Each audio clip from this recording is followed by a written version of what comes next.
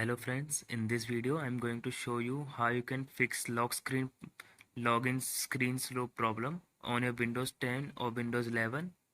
In this problem you will see that your window is lagging on the lock screen. So you have to go to Windows icon on the taskbar and right click, then go to the settings of your PC.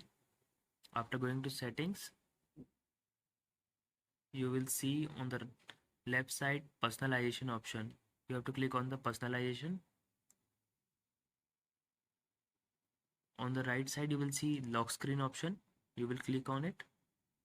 After clicking on it, lock screen option, then here at the below you can see the option show the lock screen background picture on the sign in screen. So you have to disable this. After disabling this, your problem will be solved of lagging windows. Hope this method worked for you. You have to disable this. Thanks for watching this video.